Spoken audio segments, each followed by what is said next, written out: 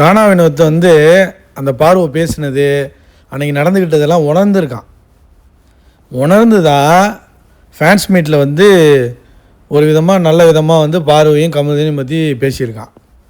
So இதை தான் எதிர்பார்க்குறோம். இது அன்றைக்கே உணர்ந்து அடுத்த நாள் இல்லைங்க, அவரை வந்து ஈஸியாக அந்த நடிப்பு அறைக்கு எல்லாருமே ஏமாற்றிட்டாங்க.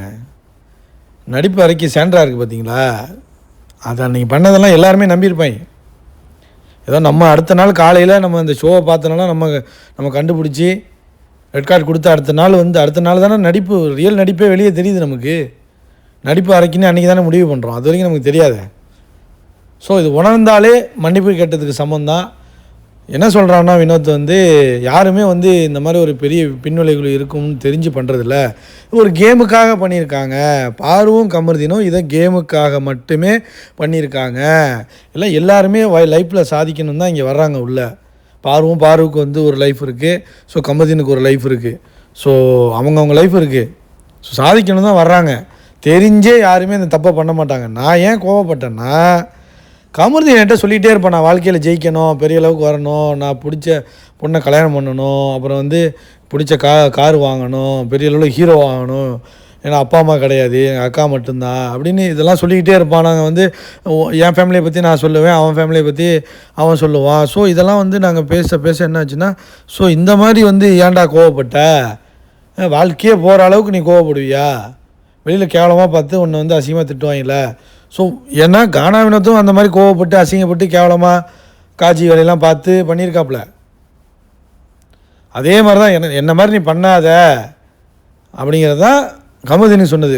கமருதீன் அந்த மாதிரிலாம் பண்ணும்போது அது மாதிரி பண்ணாத அப்படின்னு சொன்னது தான் அது தப்பாயிருச்சு. அதில் வந்து என்னென்னா பார்வை மேலே கோவமாகி பார்வை பிடிச்சி பேசி அதுக்கு என்ன வேணால் மன்னிப்பு கேட்கணும். இல்லை நான் பேசுனது தப்பு தான், அது பர்சனலாக கேட்டுக்கிட்டால் ஓகேங்க. உணர்றது இருக்குல்ல. ஸோ ஃபேன்ஸ் மீட்டில் அதை உணர்ந்து அதை சொன்னது வந்து உண்மையிலேயே வினோத்து. அதான் சொல்கிறேன்ல, இந்த 3 பேர் தான் இந்த சீசனே. பாரு, கமரு, வினோத்து, இவங்க 3 பேர் தான் இந்த சீசனு. பொட்டி எடுக்கலைன்னா இந்த ஆளாச்சும் ஜெயிச்சிருப்பாப்புல. அதுவும் போச்சு. இப்போ பிடி வாய் ஜெயிச்சு, பிடி வாய் வந்து படுத்துருச்சு, ஃப்ளாட் ஆயிடுச்சு. ஜெயிச்சும் பரிதாபமாக படுக்க போட்டாங்க. நேற்று இன்டர்வியூ கொடுத்துருக்காங்க பாருங்கள். இன்டர்வியூ கொடுத்த அந்த எல்லா சேனலோட போய் கமெண்ட்ஸை போய் பாருங்கள். கழுவி ஊற்றி விட்டார்கள் ஃபேன்ஸ் மக்கள். அதாவது அந்த அந்த ஒரு இன்டர்வியூவில் போய் பர்பஸ்லி வேறு யாரும் கழுவி ஊற்ற போகிறதில்ல. எல்லா விதமான ஆட்களும் அதை பார்ப்பாங்க. கரெக்டாக அந்த இன்டர்வியூஸை பார்ப்பாங்க. ஸோ அதில் வந்து குறிப்பாக வந்து மக்கள் தான் கழுவி ஊற்றிருக்காங்க. தனிப்பட்ட ஃபேன்ஸ் யாரும் கழுவி ஊற்றலை. அதான் உண்மை. ஏன்னா பிடிக்கலைங்க மக்களுக்கு. இவளெல்லாம் எப்பட்றா நீங்கள் வந்து டைட்டில் வின்னர் ஆக்குனீங்க, அந்த மாதிரி இருக்கும்போது எப்படி ஏற்றுக்க முடியும்? அதுதான் மக்களுக்கு அந்த ஒரு இதுதான். இது கோயில் குளமாக போய் புண்ணியம் தேடிட்டு இருக்காங்க. பேசும்போது யோசிச்சுருக்கணும். அதான் சொல்லிகிட்டே இருந்தோம்ல, எப்படியா இருந்தாலும் அடிக்கும். ஜெயிச்ச மாதிரி வந்து ஃபீல் பண்ண முடியாது. வெற்றி இல்லை, இது சரியான தரமான ஒரு வெற்றியாக இருக்காது. இதில் வேறு வந்து அர்ச்சனா வந்து ஒயில் காலில் வந்தாங்க. அர்ச்சனா வந்து இது மாதிரி பிஆர் வச்சுட்டு வந்துச்சு. அர்ச்சனாவும் பீடி குடிக்கும் அப்படின்னாங்க. ஏண்டா அவள் கொஞ்சம் குடிப்பாடா, ஆனால் கேம் ஆடுவாடா. நீ பீடியை மட்டுமே குடிச்சிக்கிட்டு இருந்திய பீடி திவ்யா, அவெல்லாம் அடித்து தும்சம் பண்ணுவா.